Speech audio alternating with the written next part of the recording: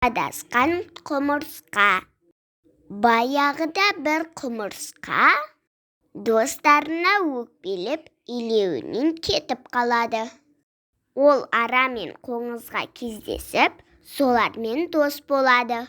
Бірде құмырсқа азық іздеп, ұзақ шарлап жүріп, бір үлкен дәнді тауып алады.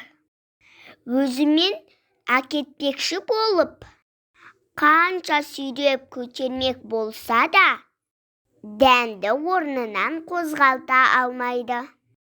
Ақыры құмырсқа өзінің жаңа достарын көмекке шақырады.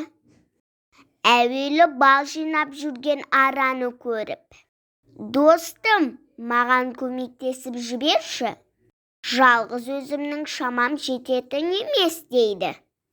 Сонда ара: «Көріп тұрған жоқсың ба? Қолым бос емес» дейді де әрі қарай ұшып кетеді. Содан соң құмырсқа қиды домалатып бара жатқан қоңызға келеді. «Қоңыз досым, маған көмектесіп жіберші» дейді.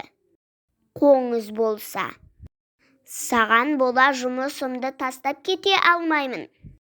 Әрі жүр» дейді де қиын домалатып кетіп қалады. Жаңа достарына өкпелеген құмырсқа үйіне бара жатып, жолда өзінің бауырластарын кездестіреді. Оның мұңайған түрін көрген құмырсқалар: «Саған не болды? Неге көңілсізсің?» деп сұрайды. Құмырсқа болған жағдайды бастан аяқ айтып береді. Бауырластары сол бойда құмырсқаға көмектесіп, дәнді жеткізіп береді. Содан соң өкпелеп кеткен құмырсқа өзінің илеуіне қайтып келіпті.